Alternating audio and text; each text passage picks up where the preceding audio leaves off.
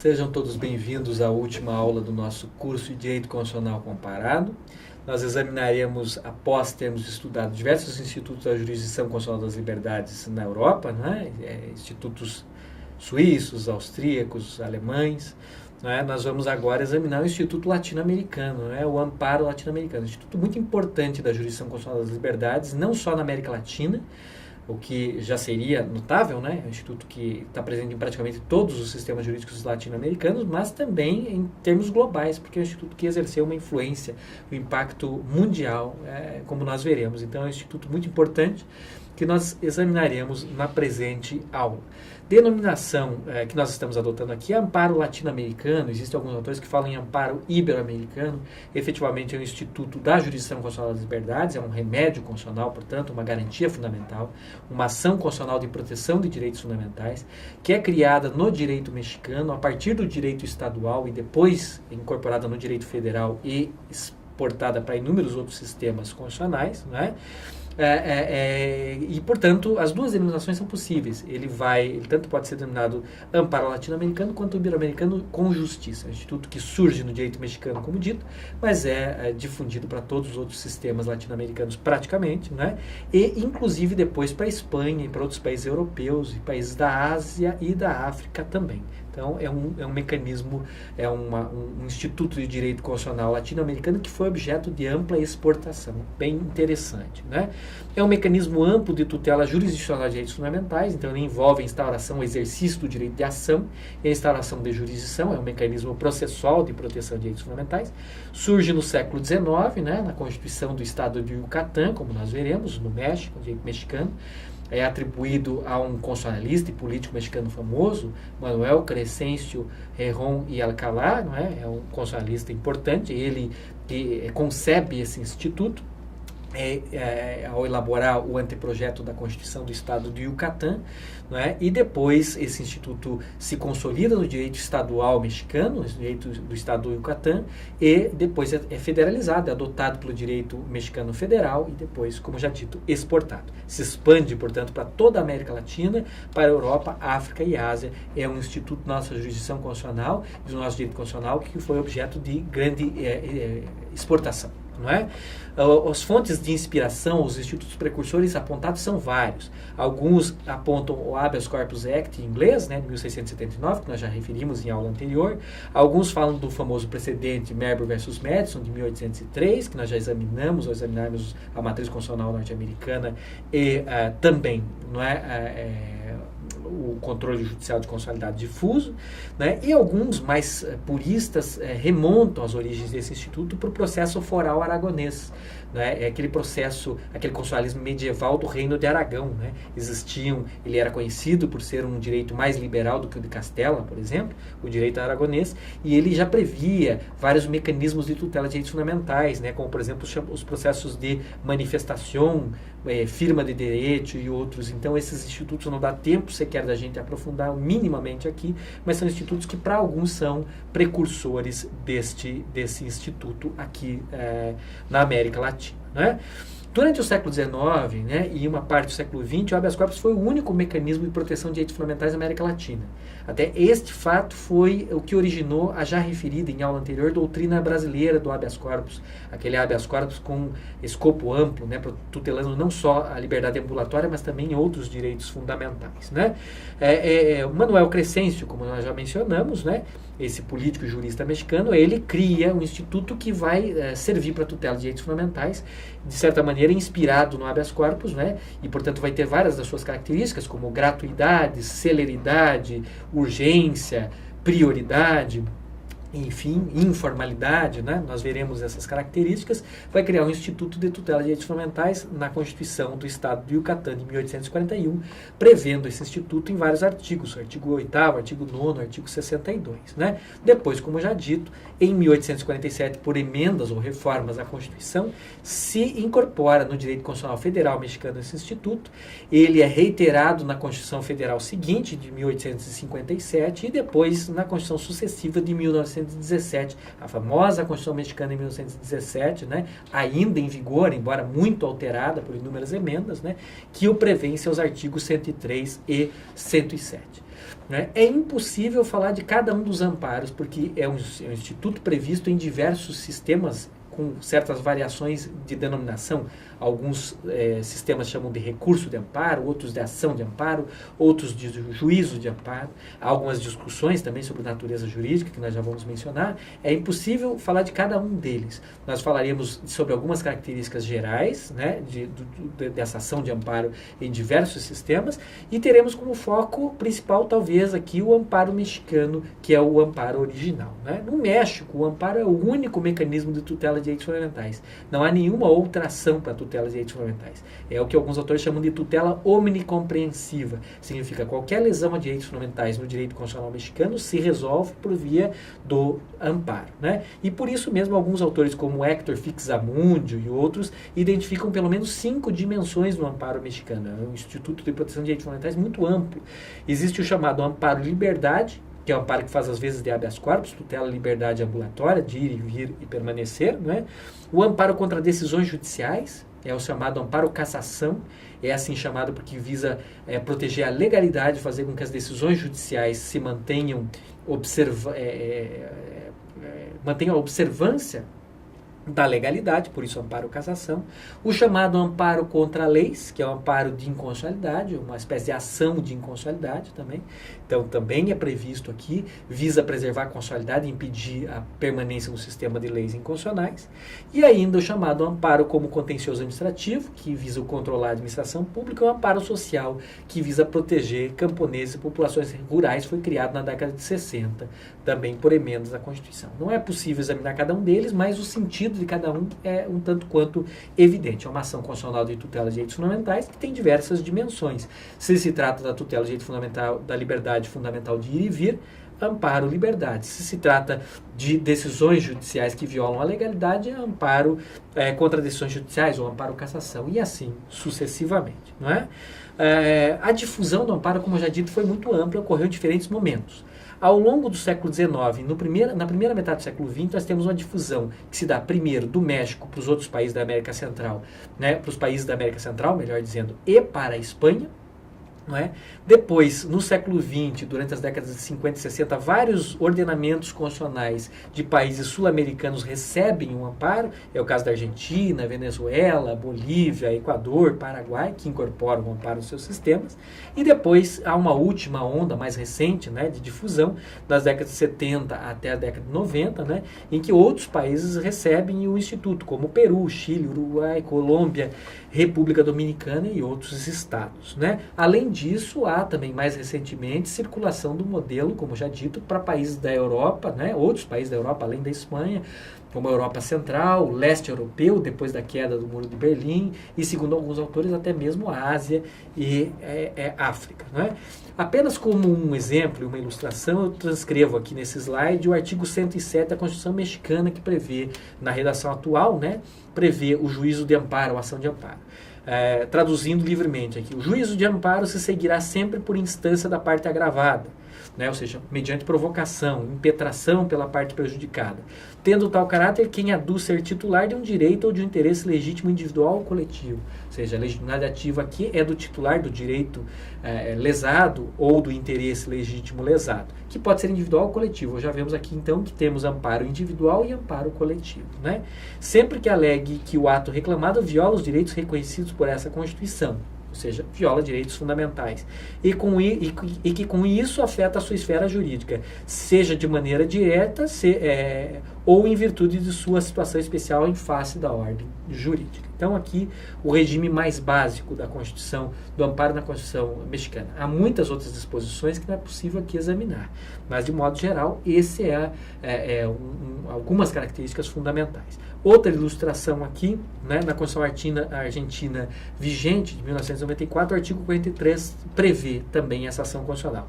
Toda pessoa pode interpor ação expedita e rápida de amparo, ou seja, ajuizar a ação rápida, né, urgente, célere de amparo, sempre que não exista outro meio judicial mais idôneo, ou seja, aqui já existe um elemento de subsidiariedade, né, contra todo ato ou omissão de autoridades públicas ou particulares. Ou seja, aqui contra atos e contra omissões também. E tanto de órgãos públicos quanto de particulares, o que é um elemento, uma característica bem interessante de um amparo. O amparo protege direitos fundamentais não só em face do poder público, como faz o mandado de segurança brasileiro, mas também em face de particulares. E não necessariamente particulares que estejam agindo na qualidade de delegados do poder público, mas de particulares que não estão nessa condição. Não é? Que de forma atual ou iminente lesione, restrinja, altere ou ameace com arbitrariedade ou ilegalidade manifesta direitos e garantias reconhecidos por essa Constituição. Ou seja, aqui novamente, a tutela de direitos constitucionais, né, e a exigência de algumas coisas. Né? O ato tem que lesionar ou tem que estar na iminência ou efetivamente lesionar, restringir, alterar ou ameaçar por arbitrariedade ou ilegalidade os direitos fundamentais. Né? No caso, o juiz poderá declarar a inconstitucionalidade da norma em que se funde o ato ou a omissão lesiva, ou seja, aqui também é possível o controle não só dos atos da administração e da jurisdição, mas também dos atos legislativos. Poderão interpor ou impetrar esta ação contra qualquer forma de discriminação ou no que se refere aos direitos que protegem o ambiente, a concorrência, o usuário, o consumidor, assim como os direitos de caráter coletivo em geral, o afetado, o defensor do povo, as associações que se dediquem a tais fins, registradas conforme a lei, etc. Ou seja, aqui também uma série de coisas que não dará tempo da gente examinar, mas a previsão de tutela de direitos coletivos, direitos difusos, a possibilidade de legitimação extraordinária por meio de associações ou de órgãos públicos, né? Ou seja, como nós vemos, é um instituto bastante interessante. A Constituição venezuelana também prevê, né, de 1999, também prevê o remédio no artigo 27. Toda pessoa tem direito a ser amparada por tribunais no gozo do exercício dos direitos e garantias constitucionais, mesmo daqueles inerentes à pessoa que não figurem expressamente nessa Constituição ou aqueles previstos nos instrumentos internacionais de direitos humanos. Ou seja, que interessante aqui, os direitos fundamentais previstos na Constituição, outros que não estejam expressamente previstos e mesmo aqueles previstos em instrumentos internacionais de proteção de direitos humanos. O procedimento da ação de amparo constitucional será oral, público, breve, gratuito e não sujeito a formalidade. É uma série de características que são comuns a esses institutos da jurisdição constitucional da liberdade. Né? E a autoridade jurisdicional ou judicial competente terá poder para restabelecer imediatamente a situação jurídica infringida ou a situação que mais assemelha a ela. Né? A ideia aqui é exatamente a tutela mais plena e mais rápida possível do direito fundamental afetado. Todo o tempo será hábil e o tribunal o tramitará, dará preferência, né? No seu trâmite a qualquer outro assunto. Então, uma ação também que goza de prioridade. Algumas características, apenas a título de panorama geral, então. A denominação do Instituto é variável. Nós registramos figuras como ação de amparo, juízo de amparo, recurso de amparo, direito de amparo e algumas denominações um pouco atípicas, recurso de proteção no Chile, ação de tutela na Colômbia.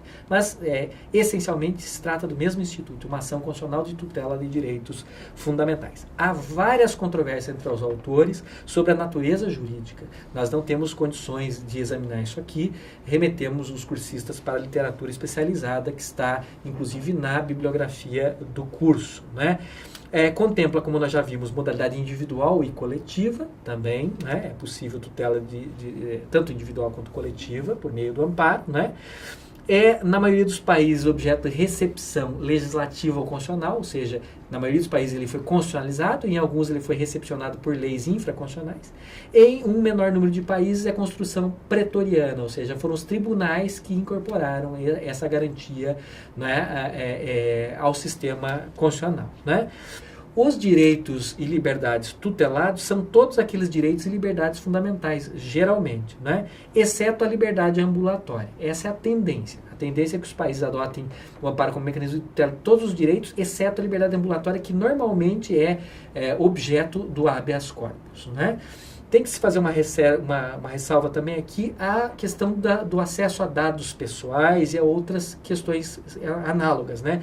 Esse direito, ele efetivamente é também reservado em um grande número de sistemas ao habeas data, que é outra ação constitucional que visa tutelar especificamente o direito à informação e o direito à tutela dos dados pessoais. Então, normalmente os sistemas adotam 3 remédios: o amparo, o habeas corpus e o habeas data. E a competência ou o cabimento do amparo para todas aquelas situações não tuteladas nem pelo habeas data, nem pelo habeas corpus. Essa é uma tendência, mas há exceções. O México, por exemplo, como já dito, até mesmo a liberdade ambulatória, a liberdade de ir e vir é tutelada por meio da ação de amparo. A competência é bastante variada, né? Normalmente, nos primeiros graus de jurisdição, a competência é da justiça ordinária. Mas existem casos de cabimento perante as Supremas Cortes ou tribunais constitucionais ou seções especializadas das Supremas Cortes, normalmente as chamadas salas constitucionais. Então, varia aí, conforme o sistema jurídico, a magistratura competente para conhecer, processar e julgar as ações de amparo. A legitimidade ativa é de qualquer pessoa natural ou jurídica que titularize direitos fundamentais, o mesmo que dissemos aqui em outros momentos, cabe da mesma maneira.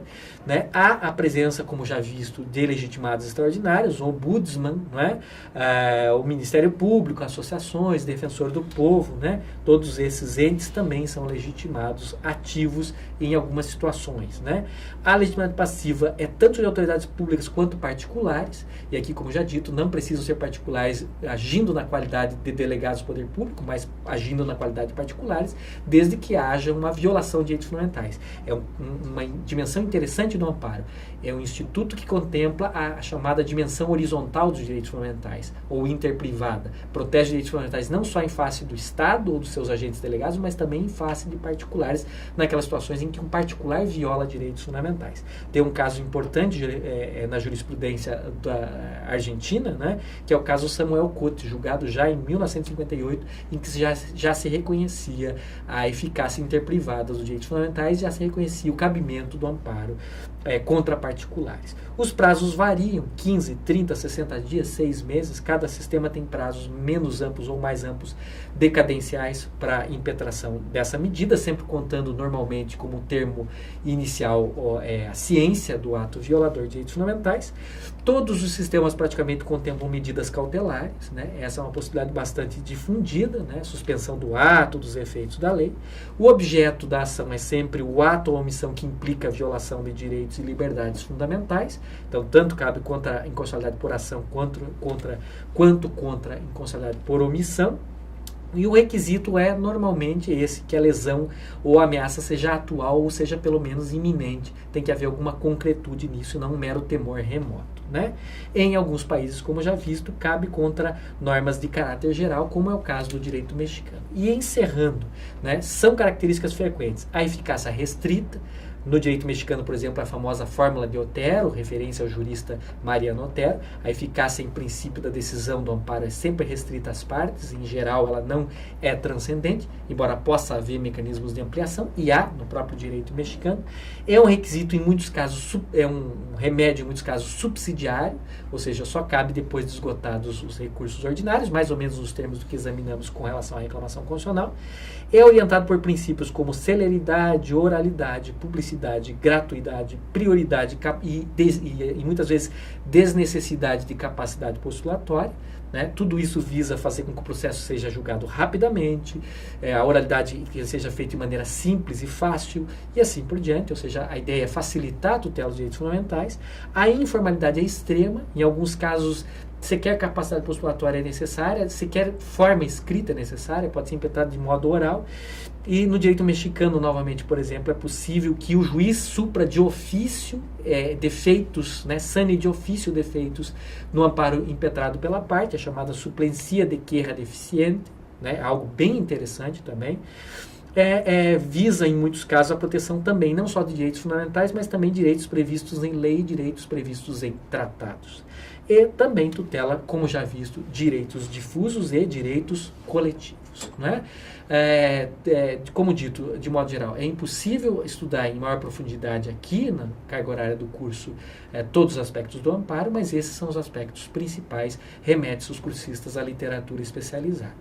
Eu agradeço ao prestígio que todos vocês deram ao nosso curso. Foi um prazer tê-los como alunos. Espero que o curso tenha sido produtivo. Se tudo der certo e se for o caso, nós teremos, quem sabe, novas oportunidades de estar nos encontrando por esse meio da tecnologia da educação à distância. E fica aqui meu muito obrigado.